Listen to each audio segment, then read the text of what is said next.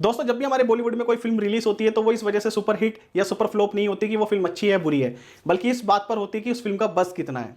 अब जैसे आज मैं बात करने वाला हूं एनिमल फिल्म के बारे में, और आज मैं ऐसे कुछ पॉइंट डिस्कस करूंगा आप लोगों से। खास तौर पर ये मैं वीडियो बनाई उन लोगों के लिए रहा हूं जिन्होंने इस फिल्म को देख लिया है, क्योंकि इस वीडियो में स्पॉइलर भी भर भर के हो सकते हैं, तो मैं आप लोगों को पहले से वार्न कर रहा हूं।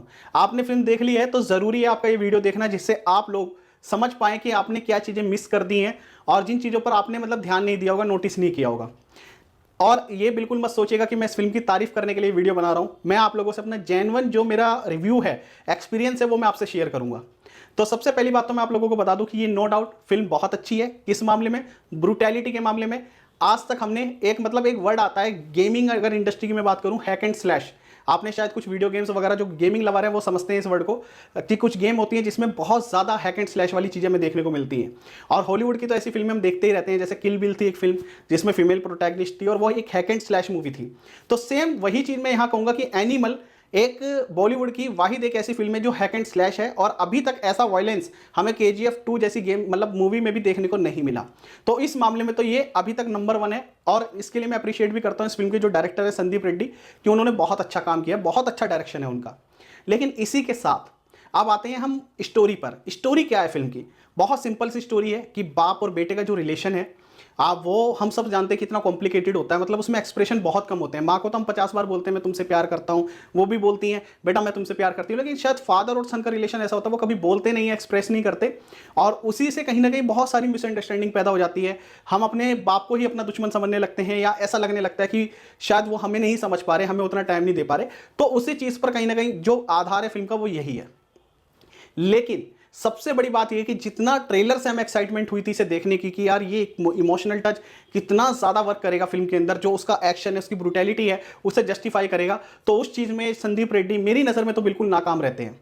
क्योंकि देखो, एक होता है कि एक बच्चा अपने फादर के लिए पागल है, ऑब्सेस्ड है, बहुत ज़्यादा हद तक उन्हें प्यार करता है। तो प्यार किस बात से हमें जाहिर होता है कि उसके फादर ने अगर उससे कोई बात कही है तो उसकी रिस्पेक्ट भी दिखनी चाहिए फादर की।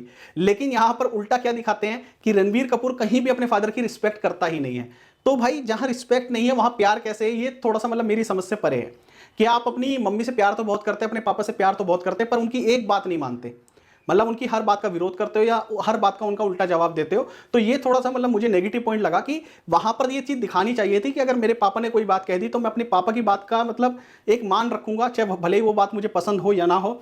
तो उस वजह से तो मुझे ये फिल्म नहीं थोड़ी ठीक लगी। दूसरी बात है, यहां पर बॉबी देओल इतना बढ़िया जो एक एक्टर जिनके एक्सप्रेशन लाजवाब, रणबीर कपूर की सब तारीफ कर रहे हैं, और तारीफ होनी भी चाहिए क्योंकि उन्हें स्क्रीनिंग बहुत मिली है। फिल्म के अंदर उनका स्क्रीन स्पेस 85% आप कह सकते हो है। वैसे तो 100 ही है, पर 85% वो आपको 90% तक तो स्क्रीन पर दिखते ही दिखते हैं, हर सीन की मैं बात कर रहा हूं। लेकिन बॉबी देओल को सिर्फ 10% मिली, लेकिन उस 10% में भी वो जो अपनी यहां पर छाप छोड़कर जाते हैं वो लाजवाब है। उसमें कोई कंपैरिजन हो ही नहीं सकता यार। ये कहीं ना कहीं बॉबी देओल इतने पुराने एक्टर हैं और वो अपने उन एक्सप्रेशन से बता देते हैं, ठीक है भाई रणबीर कपूर बहुत अच्छा एक्टर है, लेकिन हम भी कम नहीं है भाई। तो मुझे इस बात का थोड़ा सा दुख है कि हम यहां पर बॉबी देओल को ज्यादा देखना चाहते थे स्क्रीन पर, लेकिन इंटरवल की भी काफी देर बाद उनकी एंट्री होती है और उसमें भी 2 4 5 सीन उनके गिने चुने हैं, और क्लाइमैक्स भी उतना अच्छा नहीं लगा मुझे जितना होना चाहिए था यार। फाइट अच्छी है, सब चीज अच्छी है, लेकिन बॉबी देओल को एक स्ट्रॉन्ग विलन के तौर पर जो उन्हें प्रेजेंट करना चाहिए था, स्टेब्लिश करना चाहिए था, उसमें मुझे कहीं ना कहीं कमी नजर आई। बाकी आप लोग अपना ऑनेस्ट ओपिनियन दीजिएगा, आपको क्या लगता है भाई? मैं देखो, ज्यादातर लोग तो क्या है ना, फिल्म का एक्शन देखकर और ऐसी चीजें देखकर खो जाते हैं, उन्हें लगता है, फिर उन्हें कहानी से किसी चीज से कोई मतलब नहीं रह जाता, ठीक है ना। एक बस होता है, मैंने बताया ना कि लोगों को देखनी है तो देखनी है, फिर उन्हें उस बात से कोई मतलब नहीं है क्या अच्छा है क्या बुरा है। और ऐसा गदर 2 के टाइम पर भी हुआ था। गदर 2 मुझे पर्सनली नहीं पसंद आई थी फिल्म, जबकि मैं सनी देओल का हार्डकोर फैन हूं और रहा हूं अपने टाइम पर। बहुत अच्छी अच्छी उन्होंने फिल्में दी हैं और गदर तो उनकी मास्टरपीस है। आज भी आप गदर को 10 बार देख सकते हो, पर मुझे नहीं लगता गदर 2 हॉल में देखने के बाद किसी ने भी अभी तक उसे OTT पर दोबारा देखा हो, क्योंकि वो फिल्म है ही नहीं उस लायक। उस फिल्म में बहुत कमियां हैं। ऐसी मैं एनिमल के बारे में ये बता रहा हूं आपको कि जिस इमोशन को आधार बनाकर रणबीर कपूर को एनिमल बनते हुए दिखाया गया है, वो उसी इमोशन की रिस्पेक्ट नहीं करता पूरी फिल्म में। एक फिल्म का छोटा सा सीन, एक एग्जांपल के तौर पे मैं आपको समझाता हूं। मियां बीवी की लड़ाई हर घर में होती है। एक सीन आता है जब रणबीर कपूर, मैं ये यहां पर स्पॉइलर नहीं दूं रहा हूं उनकी क्या बात उनकी हुई थी, पर रश्मिका मंदाना के पास वो जाता है अपनी वाइफ के पास, और सब एक ही घर में रह रहे हैं, जॉइंट फैमिली में। तो रणबीर कपूर और रश्मिका मंदाना के बीच में बहुत ज्यादा कहासुनी हो जाती है, जिस पर रणबीर कपूर गोली चला देता है घर में अपने, किसी को हर्ट नहीं करता, लेकिन साइड में गोली चला देता है एक रूम में, तो बच्चे डर जाते हैं। अनिल कपूर भी भाग कर आता है, उसकी वाइफ भी आती है, मतलब रणबीर कपूर की मदर भी आती है। तो अनिल कपूर के साथ जो रणबीर कपूर का उस टाइम पर बिहेवियर होता है, मम्मी लेकर जाओ ना इन्हें, लेकर जाओ, हमारा आपसी मामला है, तो उसी से पता चलती है कि भाई वो अपने फादर की कितनी रिस्पेक्ट कर रहा है यार।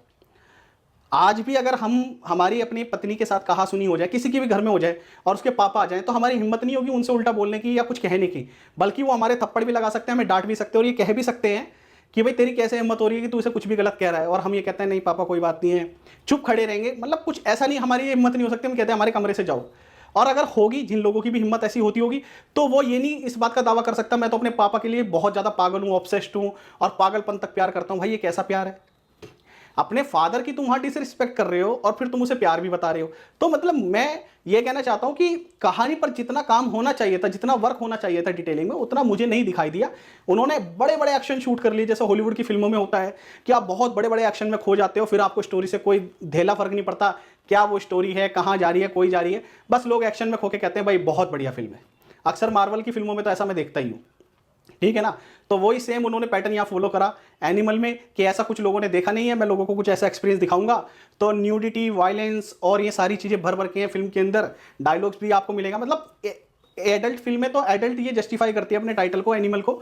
और ठीक है, बस मैं ये नहीं कहूँगा बेकार फिल्म है, देखो आप, पसंद आएगी आपको। लेकिन जिस इमोशन को आधार बनाकर उन्होंने ये पूरा ब्रुटैलिटी, ये पूरा सीन जो रचा है, उसका मतलब बेस ही खत्म हो जाता है वहां पर, जहां पर वो अपने फादर की डिसरिस्पेक्ट करता है। और एक बार नहीं, ऐसा बहुत बार आपको देखने को मिल जाएगा। लेकिन फिर भी मुझे लगता है कि शायद इस चीज़ पर काम होना चाहिए था।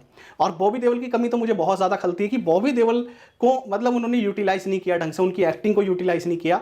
और पूरे प्रमोशन में तो वो ऐसे लेकर टहल रहे थे बॉबी देओल को जैसे वो सेकंड लीड एक्टर हैं और उनका कितना स्क्रीन देखने को मिलेगा हमें, लेकिन कुछ भी नहीं मिलता यार। तो ये बॉबी देओल, मतलब ये बॉलीवुड हमेशा करता है, वो हमेशा चीट करता है इन चीज़ों में, और दिखाता कुछ है और फिर फिल्म में जाकर होता कुछ है।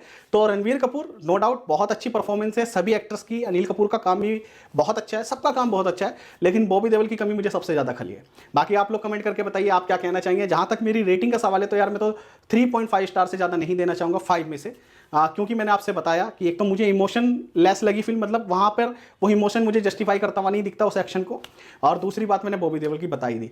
आप लोग अपना ओपिनियन जरूर शेयर कीजिएगा, और किसी का फैन होकर मत शेयर कीजिएगा अपनी ऑनेस्ट ओपिनियन, कि लोग तो 5-5 स्टार दे रहे हैं, 10-10 स्टार दे रहे हैं, सबका अपना अपना ओपिनियन है। मैंने आपसे अपनी बात शेयर की है, बाकी आप भी अपनी बात जरूर शेयर कीजिए। Thank you so much.